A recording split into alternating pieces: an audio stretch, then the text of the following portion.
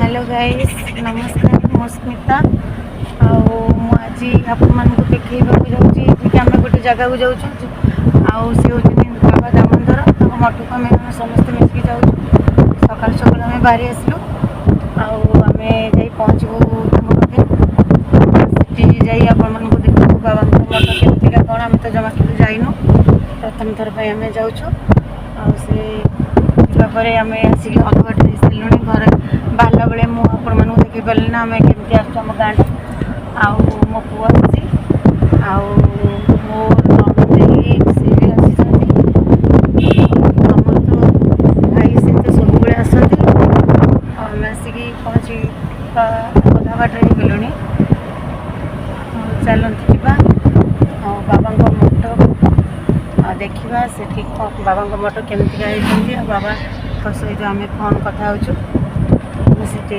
आपण भिडियो देखा आम आसिक पहुँची गलु आहरी नाई अल्प बाट से कहले अल्प बाट अच्छे गाँटा गाँ भीतर आम पशिचु बहुत छोट रास्ता सरू रास्ता आ से रास्ता भी क्रॉस करिया बहुत बड़ा मुश्किल आम जाऊँ बाबा पाख गाँ देखु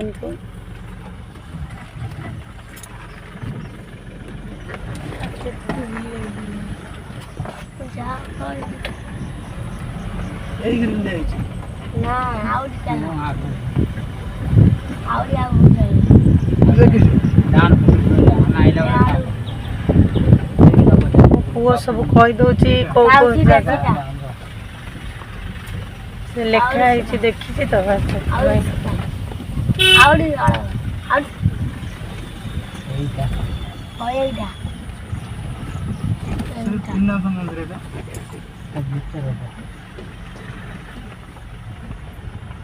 चलो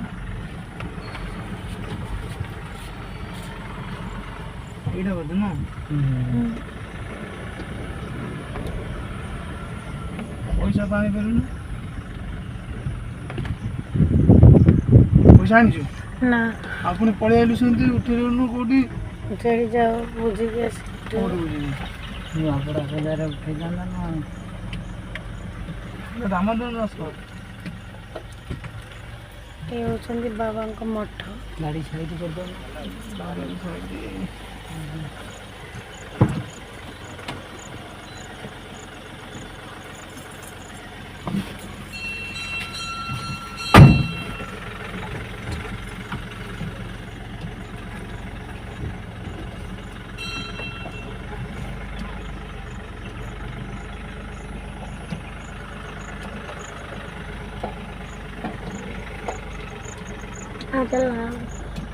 प्रथम करी आम ये जगह को आसीचु केबे भी आसी नथिलु आज प्रथम करी ये जगह ये गाँ में देखुछु हां चोरा पैसा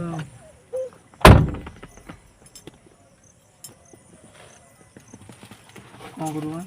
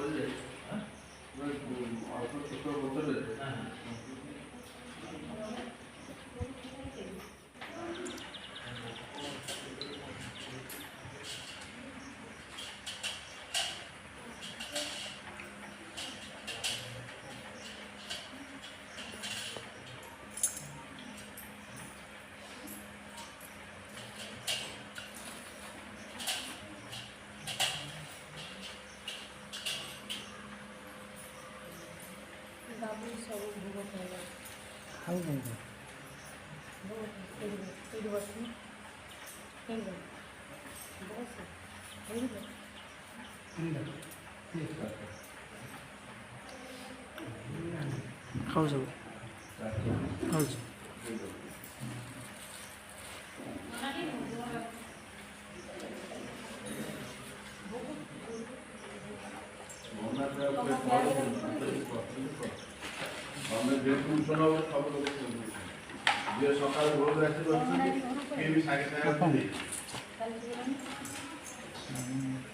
ହେଲେ ସାତ ଦିନ ଆଇଁଷ ଖାଇବି କାଲି ତୁ ଖାଇବନି ମୁଁ କଥା ମୁଁ କହିବିନି।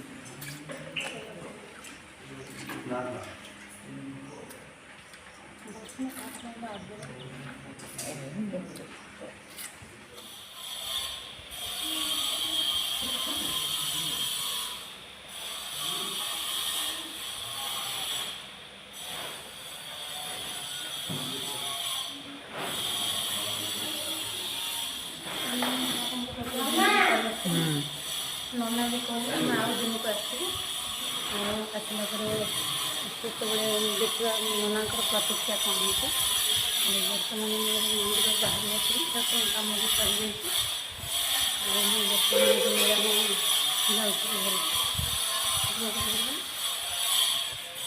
ହେଉଛନ୍ତି ଠାକୁରଙ୍କର ମଣ୍ଡପ ରଖନ୍ତି ଏଠି ଠାକୁରଙ୍କର ଅଷ୍ଟମୀରେ ଜନ୍ମାଷ୍ଟମୀ କିଛି ସମାରୋହ ହୁଏ ଆଉ ବହୁତ ମଧ୍ୟ ଏଠି ଭକ୍ତମାନେ ଆସନ୍ତି ଦେଖନ୍ତୁ।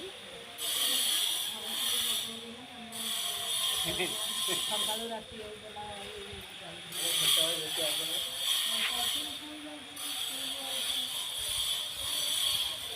ଏ ଜାଗାଟା ପୁରା ଶାନ୍ତ ପୁରା ଏ ଜାଗାଟା ପୁରା ଏତେ ମାନେ ଭଲ ଲାଗୁଛି ଯେ ବହୁତ ଖୁସି ଲାଗୁଛି। ପୁରା କୋଳାହଳ ନାହିଁ କିଛି ନାହିଁ ପୁରା ନିରବ ସ୍ଥାନ।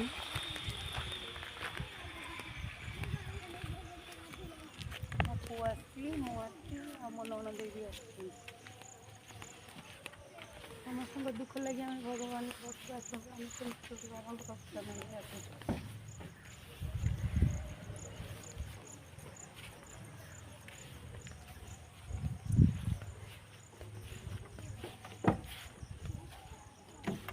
ଏବେ କାମ ସରିଗଲା ଠାକୁରଙ୍କ କାମ ସାରିକି ଆମେ ଏଇ ଘରକୁ ଯାଉଛୁ।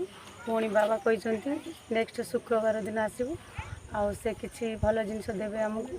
ଆମେ ପୁଣି ଶୁକ୍ରବାର ଦିନ ଆସିବୁ ଠାକୁରଙ୍କ ପାଖକୁ ତ ଆମେ ଆପଣମାନଙ୍କୁ ବି ଦେଖେଇବୁ ଆହୁରି ଆଗକୁ ଆହୁରି ଭଲ ଭଲ ଭିଡ଼ିଓ। ଆଜି ପାଇଁ ଏତିକି ଆମେ ଏବେ ଘରକୁ ଯାଉଛୁ ଆଉ ନେକ୍ସଟ ଭିଡ଼ିଓରେ ଆପଣଙ୍କ ସହିତ ଦେଖା ହେବ। ଆଉ ଆମେ ଏବେ ଘରକୁ ତ ବାହାରିଲୁ ସବୁ କାମ ସରିଗଲା ରଖୁଛୁ।